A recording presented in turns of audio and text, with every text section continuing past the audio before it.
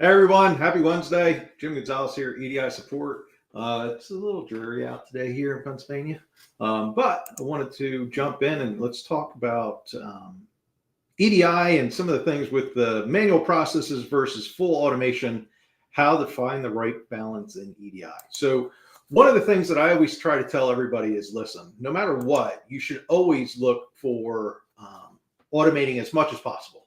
Okay. There's always going to be requirements that your trading partners are going to put onto you and they're going to ask you for. So, one of the examples that I can say is when you're dealing with an 855. Okay, so an 855 is a purchase order acknowledgement. So you receive a purchase order, 850. You want to send back an 855 to acknowledge what you can actually ship and handle on that actual purchase order. Okay. So when we're using this and we're looking at things, the 855 should acknowledge automatically what can be shipped, what can be handled, what products you have, all of those things in regards to that 850 that you received. Well, a lot of companies and a lot of organizations I have found are not able to do that in an automated fashion. And the reason they're not able to do that is maybe their inventory levels aren't correct. Maybe something else is going on in their system, but they can't say, hey, we can accept all items, or our system is set up to automatically respond with the information that we already have contained. You know, the ship dates of when orders can be shipped, or again, confirming quantities, confirming a price. Some things can't be handled in an automated fashion. So then what ends up happening is now you have human intervention. So you have to rely on somebody to actually go in, look at, okay, what physical quantity do we have of our items? Because maybe our inventory management's not correct. And now, can we fulfill? Because do we know if our carrier or our own trucks can get the products there by a certain expected ship date? Does the pricing look correct? Because maybe we don't have customer pricing set up correctly. So as you can see, there's some difficulty in automating that because you're relying on somebody to do it. All right. So why this topic matters, it's the impact of EDI efficiency on business operations. You know, so when you're thinking of the things and you're thinking of, you know, what is full automation versus the need of human oversight? Look at your processes and see, do you have things that people have to do in order for an order to process or in order for a claim to process that you can't automate that piece because lack of things in your process, lack of things in your systems that you have in place, lack of things that you have incorporated as a business. So individuals talking to each other maybe almost never do a physical inventory count. Maybe the price levels and the comparisons the salesperson has in their head. As crazy as it sounds, there's companies that are out there that are like that. So let's understand what pieces of the manual EDI processes. What are manual for EDI? Where's the human intervention? Where's the document processing, the data entry, and the error handling? Why is it important? It's important because we want to limit as much human intervention as possible. We want to automate it. That's what EDI is for. That's what our clients are, or not clients, our trading partners are looking for. Our trading partners are looking for this to be automated. If they wanted human intervention, they would still do it and handle it through email, through you going to a portal, all of those things. So what can we get towards that automation? What can we do to limit the human intervention? Is there a product we need to add? Is there somebody's, mind that we need to sit down with and go, hey, why? Can we put this pen to paper? And can we put these rules into a system and in place and set up conditions, maybe in our mapping? Maybe using lookups in the mapping that we do? How can we do it? And when you're going through this process and you're figuring out where are those deficiencies, is the human intervention, you're going to write it all down.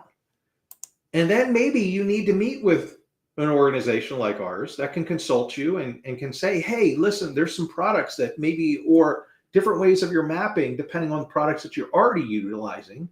Or, hey, maybe if your provider is not able to do these things, maybe you should be looking at a different provider. Because again, we want to get away from those user errors, user intervention, and get it more of a machine, computer, programming, mapping, those type of things. Because the more we can rely on automation, the less we're going to have issues.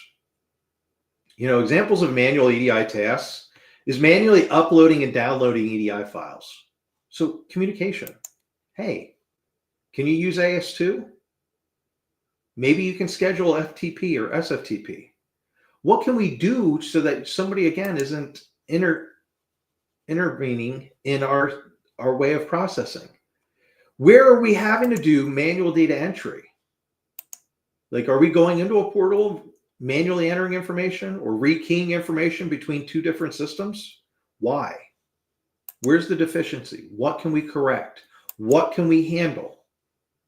Are we having to manually review and correct errors? If you're doing these things where people are human intervention, there's an issue. You should have as much of it handled through automation. There's some pros and some cons. The pros of manual processes, you have more control, more oversight. You're making sure pricing's flowing correctly. You're doing all of those things. Again, that's not what EDI is truly in place for. Maybe it's easier to handle those exceptions and not have to worry about doing customizations because you're using a manual process. So that's a pro. Maybe you're saving money. Lower upfront costs for small businesses. Some people want to do web EDI instead of doing integrated EDI. Web EDI is where you're doing a lot of things manually through the systems and everything else, and you're not reliant on an EDI provider or service or anything like that. So maybe it's a low overcost. I just talked with a company that literally is bringing on their first EDI company. They don't have an ERP. They're doing everything through spreadsheets and controlling things that way.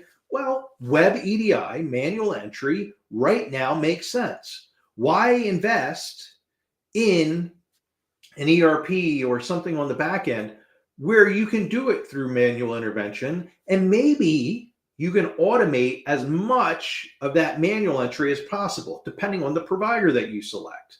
So maybe you would fill in fields where a purchase order comes in, it knows that you need to create an 855. When you go to create the 855 or the purchase order acknowledgement, as much of the information from that purchase order gets over into the 855.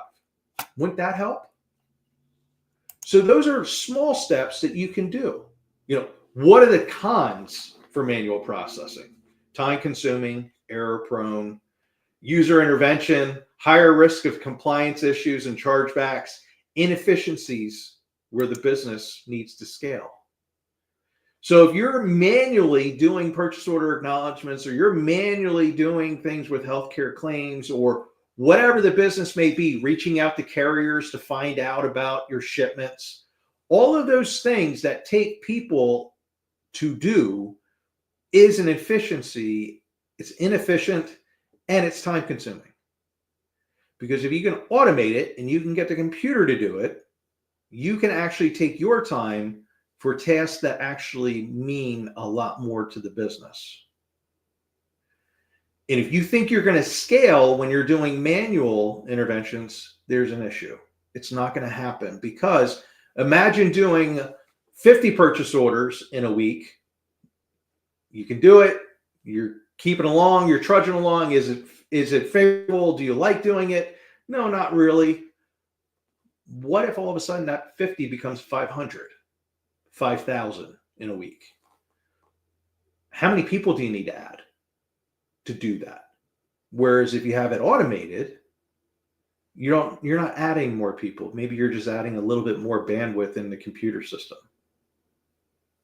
Those are the things that you have to think about. Those are the things that you have to worry about when you're sitting down and you're going, hey, what does this mean from a manual process to full automation? Full automation doesn't occur at the snap of your finger. It takes a lot of work to get things fully automated, but that work is invaluable because once it is fully automated, you can just keep taking on more and more jobs, more and more work, adding in more trading partners while not having to necessarily add in more staff to handling those things. So people always say and relate it to the, hey, this would cost me $100,000 to get these things handled in a more automated fashion. Okay. How many people is that? How many actual hours of work is that when you sit down and look at your ROI or the return on your investment?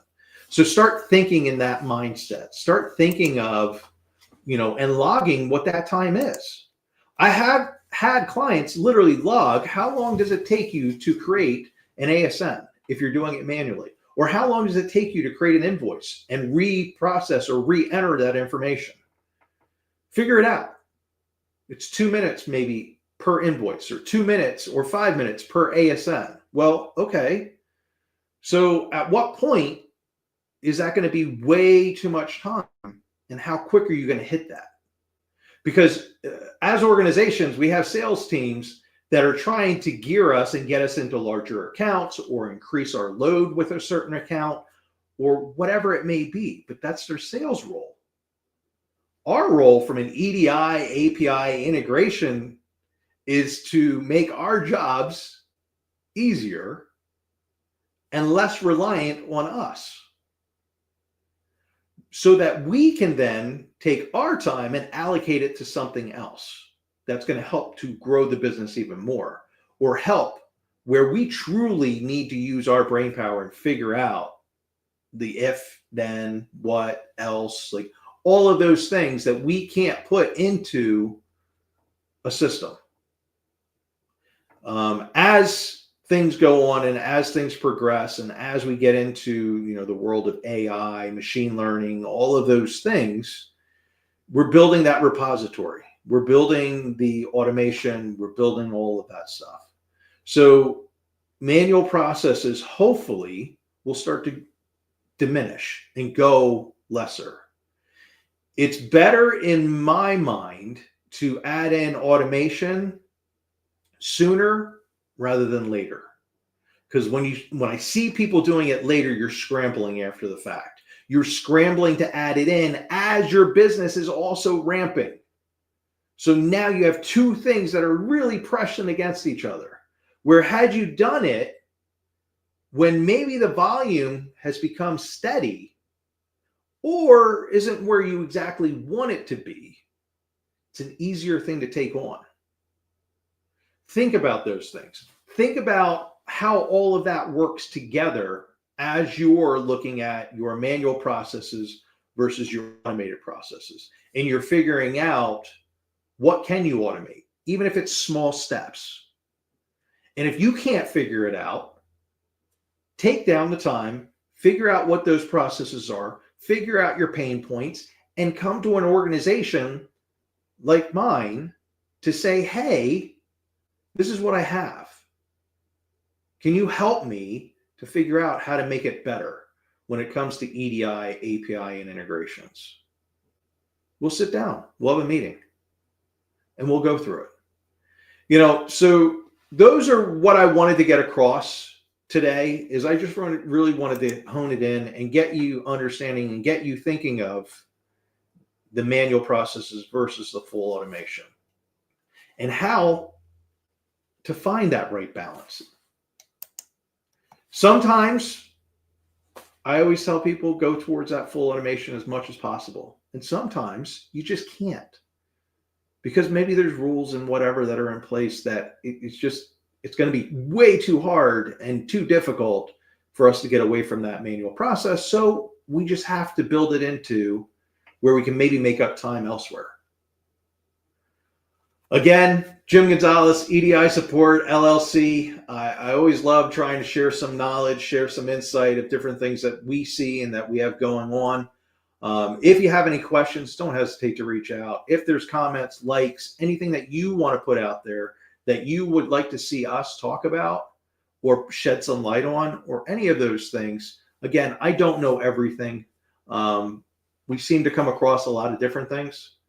So don't hesitate to say, make a comment, give a like, share some insight, give some things that you'd like to talk about. I'm always here. I'm readily available. Check us out on our LinkedIn, YouTube, and our Discord server. And you'll also see me throwing comments on Reddit. So we're trying to be everywhere, just trying to give a little bit of advice, a little bit of insight, and helping people out. I hope you have a great rest of your Wednesday, and I will talk to everybody later. Take care.